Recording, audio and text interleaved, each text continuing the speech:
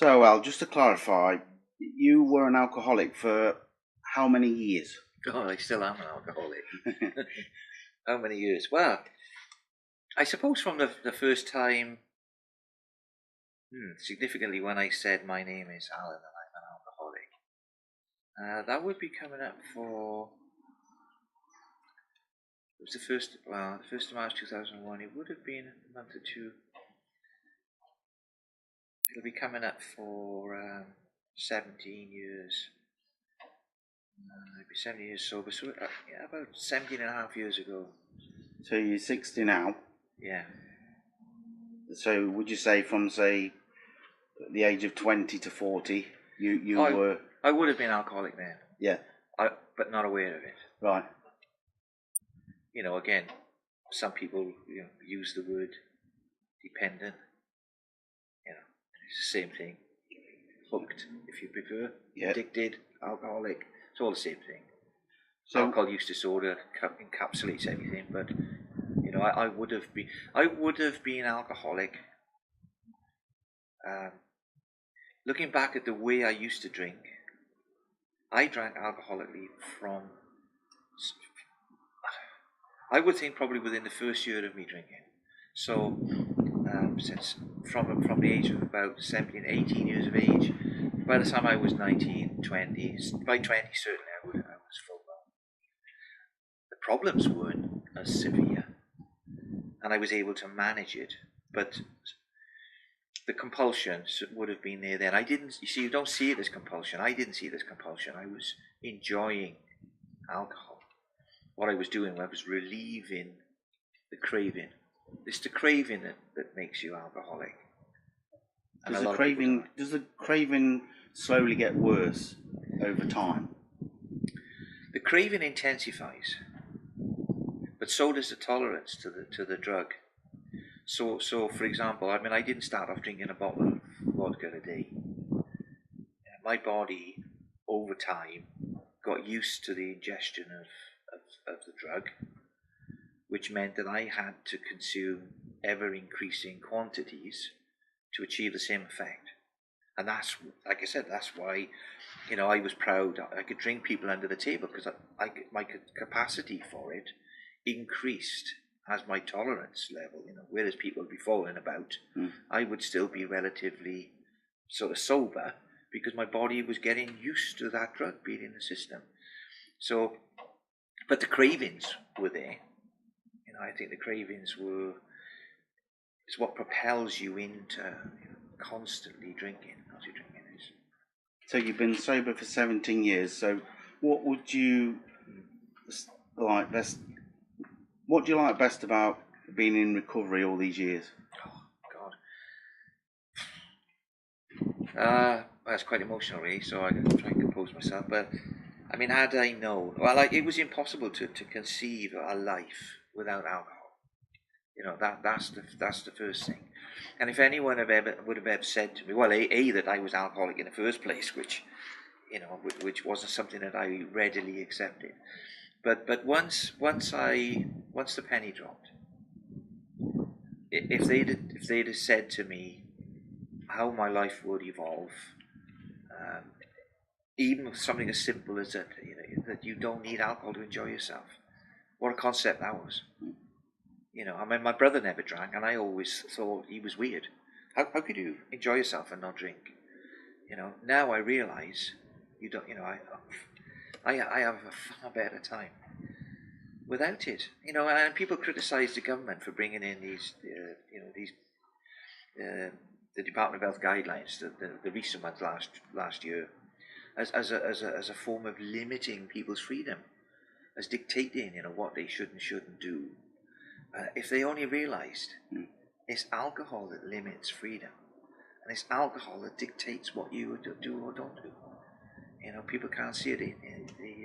They got the glasses on around the wrong way. But I see it. I see it now. And I'm not on a quest to make everybody give up alcohol. That's the last thing on my mind. But for me, I accept that I had a precondition that was going to bring the craving into bear. My gut feeling is the 1 in 4 that are drinking to excess currently, I wouldn't be surprised if that 1 in 4 are drinking primarily because of craving. And if that's the case, the situation is far more dire than anyone realises. But this might sound like an odd question, but what do you least like about being sober? being sober, one good thing about it was it killed pain. It killed pain. Now, pain, it's a small word with a very big meaning. I mean, people sometimes refer to alcohol as the anaesthetic with which we endure the operation that is life. And that's partly one of the reasons why people drink. It's to remove the pain of life. For some people, it's not pain. For some people, it's discomfort. The discomfort of everyday living. And alcohol will promise and deliver an instant change of that feeling. Anyway, we'll go into that another time, I suppose. But no, actual physical pain. If we just limit it to physical pain, I can remember having stitches in the hospital because I'd injured myself, and the nurse said to me, "Yeah, oh, you don't need any more anaesthetic over and above the 50 pints you had before you damaged yourself." And she was right. I didn't feel no pain. 50 pints. Well, give or take half a lager, but. No, I mean, obviously, as the older you get, I used to do taekwondo and things, so my bones are a little bit more susceptible to pain. Yeah. So there's really nothing you miss? Not at all. No. Nothing. What made you quit drinking, would you say? I couldn't handle it anymore. It's a great remover, is alcohol. It gradually, it will, if not drastically, it will remove self-respect. Had you lost all that? Oh yeah. Yeah, self-respect, the respect of others. I lost my career. I drank away. I didn't lose it. I drank it away.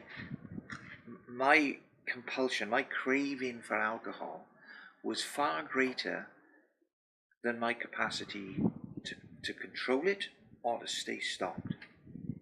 Now, again, a lot of people won't understand that. They'll think, a lot of people's opinions are that, it's a habit. But it's more than a habit. I have a habit of having a cup of tea every morning. But you can't compare the consequences of drinking tea with drinking alcohol. So. And do you still get the craving now? Not at all. Not at all. No, in fact, that's the miracle of the program that I followed, which I would never have considered possible. The one thing that I tried to control was the one thing I was totally powerless over, and that was the craving for alcohol. And then overnight it disappeared, which for me was a miracle. So if we were out socialising and I'd got a cold glass of beer in front of me, what would be going through your head looking at that beer? Well, I'd be lying if I didn't say it was attractive. Yeah.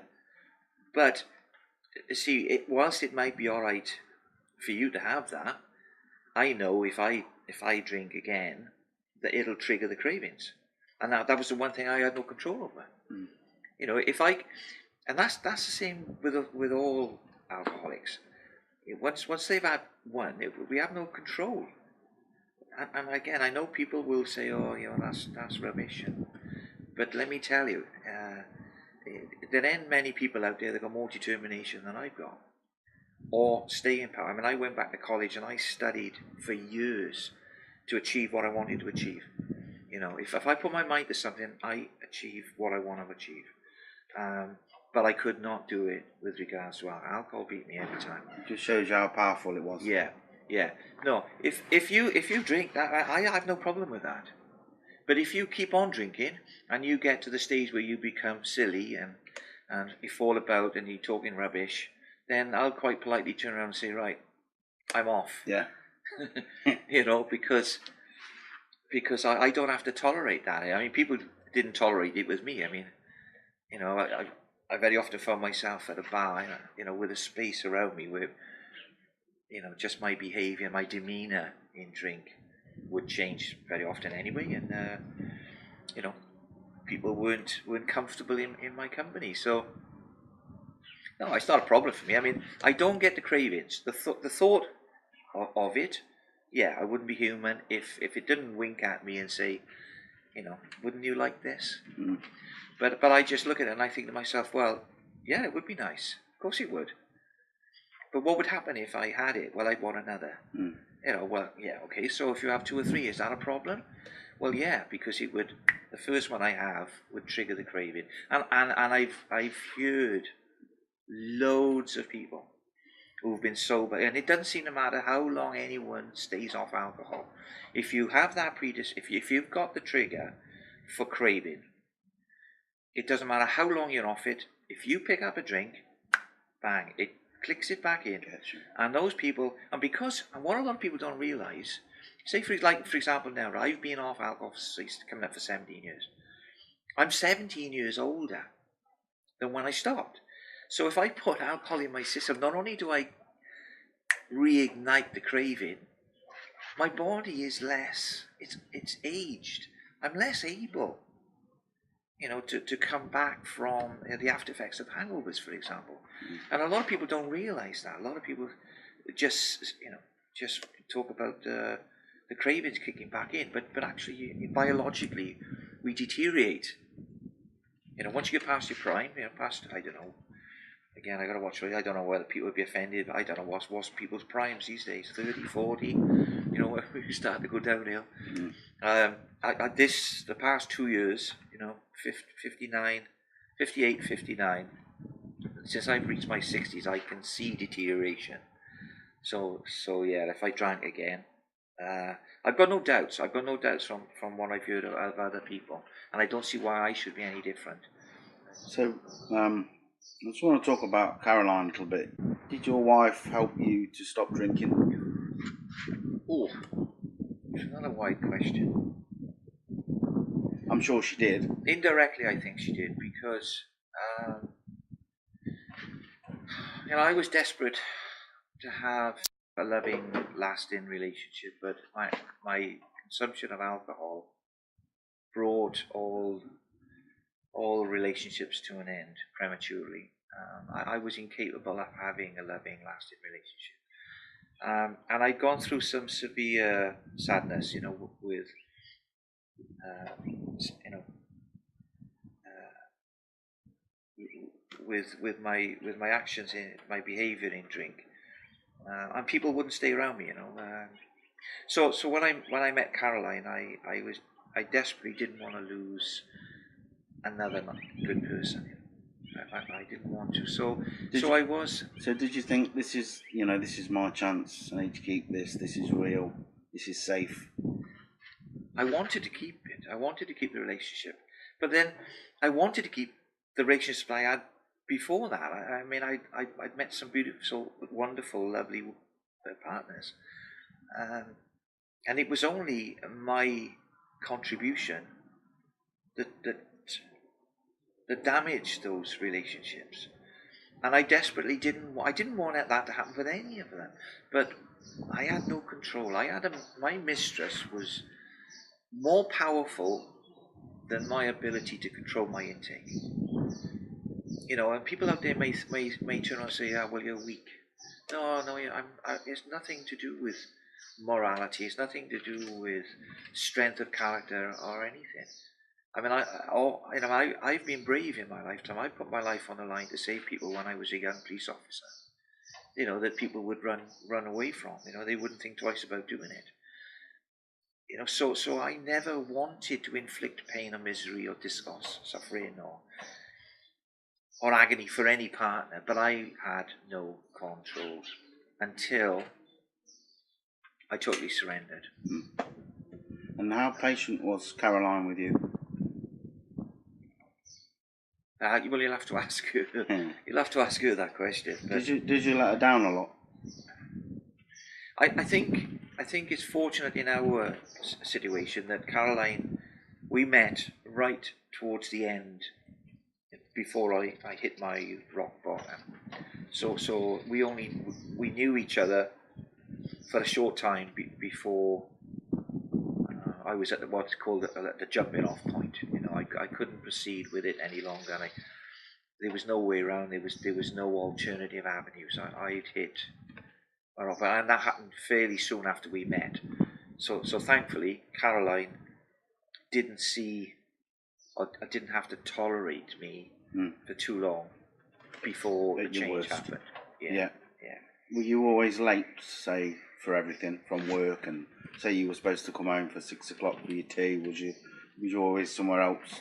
I don't think so. I mean, a drink or not that I recall. I mean, we lived quite a distance apart from each other, so I used to have to drive a long way on a weekend, on a Friday night. So, but what I would do, I would ring her maybe an hour before I got there, you know, en route, going up the motorway, and I'd be saying, you know, I'm looking forward, you know, to getting there, like, but I'd be checking. I'd be saying, what we having to eat, you know. So, but I was more interested. I wasn't interested in the food. I wanted to know, did she have enough booze? Yeah.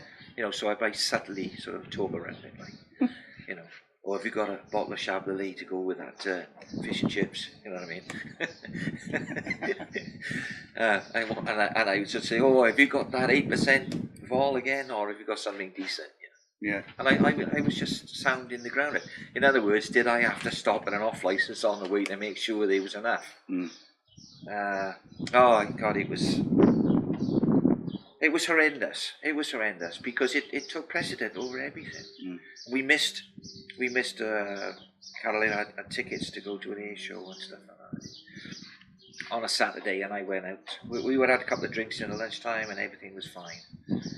But as soon as that craving kicked in, then drinking more alcohol was priority. That superseded the evening's entertainment. Yeah. All I was interested in was pushing her to one side so that I could go anywhere and carry on drinking. And that was pretty much, at the end, that was all that mattered, was that I was somewhere, anywhere, and I had drink. Total control. How long were you with Caroline for that period? How long did she have to see you during that time, you know, as an alcoholic? It couldn't have been long because it couldn't have been long because Caroline would have walked the same as. Should she have left? Maybe, in your opinion, if you were her, would you have left? Certainly, had it not that the circumstances changed, fate took her hand. Fate took a hand and saved my life. Yeah. And as a result of that, allowed us to have a proper relationship. Had fate not intervened, I don't think Caroline wouldn't have stayed, and rightly so. Yeah, there's no question. Everyone left me, and they were right to do it because I was unpredictable. I thought alcohol made me windswept and interested. It didn't. It made me unpredictable, potentially, extremely aggressive on times. And I could be very happy singing and dancing, and in the next minute, you know, I could be destroying where I lived. It had such a devastating effect on my brain, and I know it's happening on others as well. I've seen it, and I've heard stories that confirm it. Hundreds of stories that confirm it. It starts off well, and then yeah. Obviously the more you intake, you turn into Jekyll and Hyde. Yeah, this is a psychoactive drug. It's a class 1 carcinogen. It's wholly or partly responsible for over 200 different disease conditions. It's the biggest cause of disability in the UK and Europe. World Health Organization, you know, that's not my estimation. You know, so, but we're not told, we're not informed, are we? The point is, you know, it's it's perceived as, well, everybody does it. It's a social thing.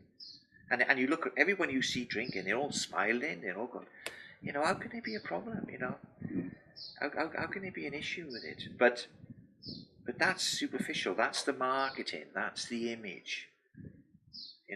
There always has been. Again, that image that we see is the tip of the iceberg. And people are foolish not to see alcohol in its all its glory.